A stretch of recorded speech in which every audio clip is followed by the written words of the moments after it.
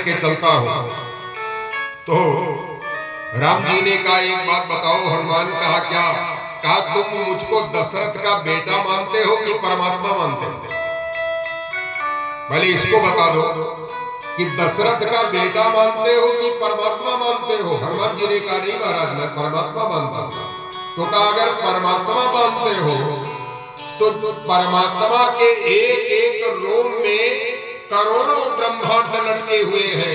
उस परमात्मा को तुम पीठ पर बैठा करके कैसे ले चलोगे?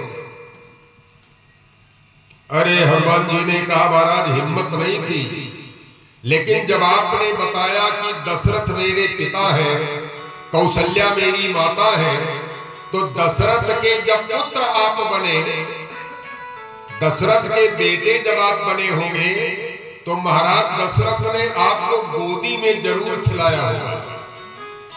तो महाराज दशरथ की गोदी में अगर आप उठ सकते हो तो हनुमान की पीठ पर भी उठ सकते हैं। इसलिए आओ बैठो। तो राम जी ने कहा नहीं नहीं ऐसी बात नहीं। कहा फिर क्या है? कहा तुम दोनों भाइयों को गोदी में ले लो, पीठ पर क्यों बैठाते हो? तो हनुमान जी ने कहा पीठ और गोद में अंतर होता है। कहा क्या अंतर होता है? कहा जो गोद में बैठता है तो बैठाने वाला बैठने वाले को पकड़े रहता है। गोद में जो बैठेगा तो बैठाने वाला बैठने वाले को पकड़े रहेगा, और जो पीठ पर कंधे पर जो बैठेगा वहां पर उल्टा है, वहां जो है बैठने वाला बैठाने वाले को पकड़े रहता है। यही अंतर है दोनों। इसलिए राम जी ने कहा, हनुमान जी कहते हैं कि महाराज जीवात्मा अगर परमात्मा को पकड़ेगा तो न जाने कब छोड़ दे।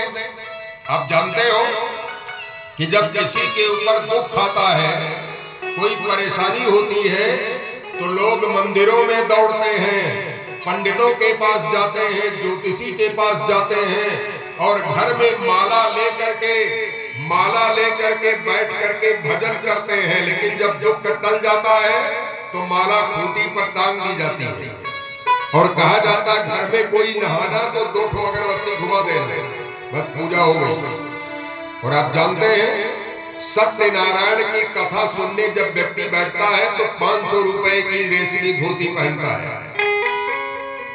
लेकिन जब कहा जाता है, पंडित जी कहते हैं जरा भगवान को वस्त्र चढ़ाओ, तो कहा महाराज वस्त्र तो नहीं लाए, कलावा लाए, कलावा। वो कलावा तो कहा तोड़ करके चढ़ा दो। अब चढ़ा दिया तो भगवान भी कहते ठीक है बच्चों, हम आगे ध्यान रखेंगे तुम्हारा। और किसी सेठ के दुकान पर जाइए, उससे कहिए कि सुपारी दे दो, तो वो पहले पूछता है पूजा के लिए चाहिए